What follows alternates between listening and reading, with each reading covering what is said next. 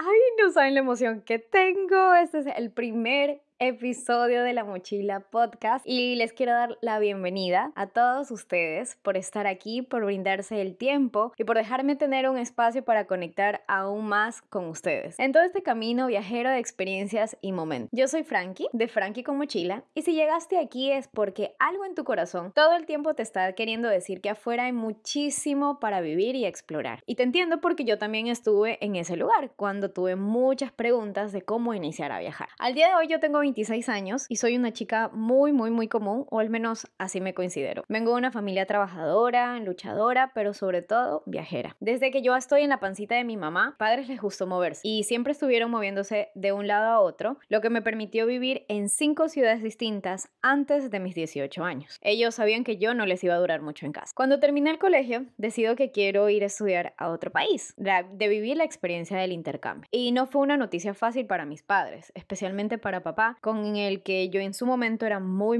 unida. Bueno, hasta ahora sigo siendo muy unida, pero era su nena chiquita y le costaba mucho pensar en que yo me iba a alejar y me iba a vivir a otro país. Tanto fue que yo le había pedido un par de días antes que me regalara como un cerdito chiquitito de esos rosaditos para cuidar, y él primero me dijo que no, y ya cuando se enteró de que yo quería viajar me dijo como, no, por favor no lo hagas, yo mañana te tengo el cerdito aquí.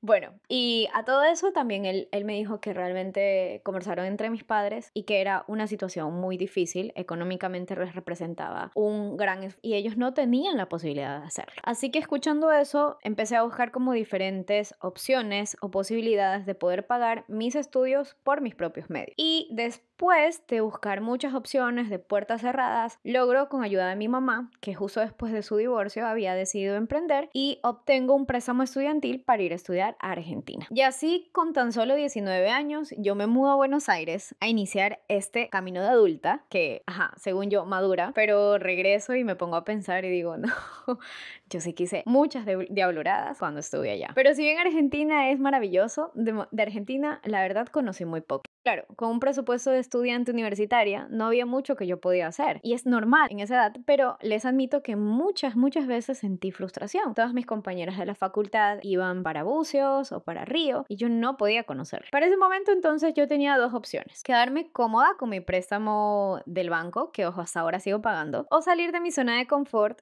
para poder conseguir una ayuda económica que me permitiera viajar. En pocas palabras, trabajar. Pero ¿a cuántos no nos ha pasado que nos cuesta mucho salir de ese momento, de esa zona de confort? Y aunque a veces no es fácil conseguir trabajo, porque sí, es verdad, no es fácil, y en el intento 20 te puede llegar una oportunidad. Y eso sí, si la cuidas y trabajas con amor, con mucho amor y propósito, sabes hacia dónde va todo ese esfuerzo que estás haciendo en ese momento. A los 4 años de estar en Buenos Aires, y que migrar no es fácil, la verdad se viven muchas cosas increíbles, pero también se siente mucha soledad y extrañas tanto las cosas que antes no le dabas importancia. Con el tiempo terminé enamorándome de esta ciudad y todo lo que la rodeaba. Pero eso sí, la recorrí calle por calle, bar por bar, restaurantes, no sé, cada esquina de Buenos Aires me lo conozco a la perfección. Conocí personas maravillosas, estudié y trabajé mucho. Un cachuelo por ahí, otro por allá, y ahorrando todo lo posible, llegué a tener el dinero suficiente para poder decidir hacer un viaje largo por primera vez a otro país. En ese momento me habían roto el corazón,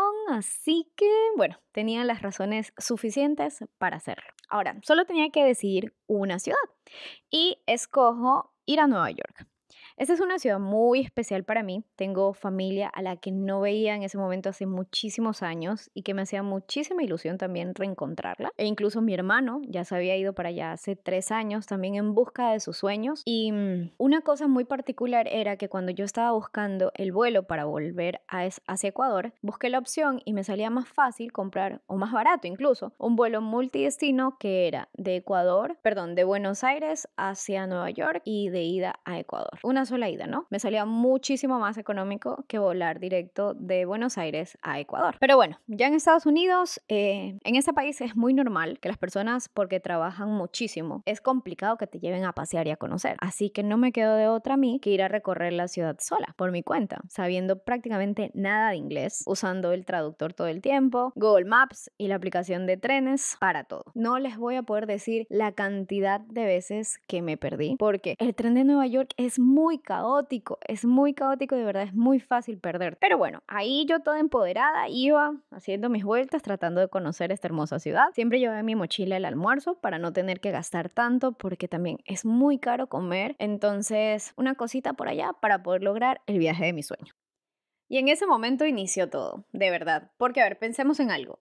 Si una chica puede sobrevivir sola a una de las ciudades más caóticas e inseguras del mundo, esta chica es la Mujer Maravilla. Y así fue que me puse en el plan de organizarme bien cuando volví a Ecuador y cada oportunidad que tenía iba a una o a otra ciudad, a veces acompañada o a veces sola, conociendo personas maravillosas en el camino, porque realmente de eso se trata viajar, conocer personas, de lo que miras, de lo que escuchas, de lo que te hablan.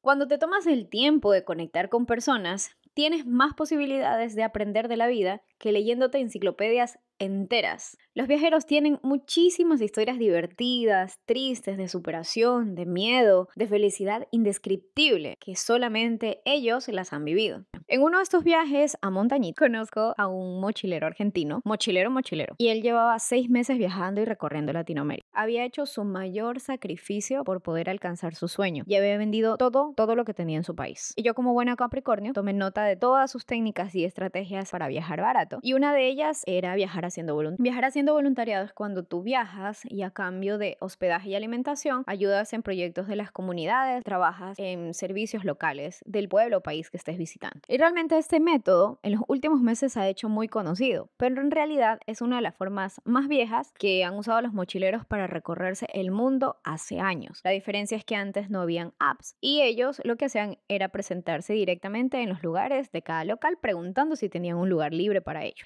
Esta idea quedó andándome muchísimo en la cabeza, pues no era solamente viajar, era poder usar mi tiempo para dárselo a alguien más, era viajar con un propósito.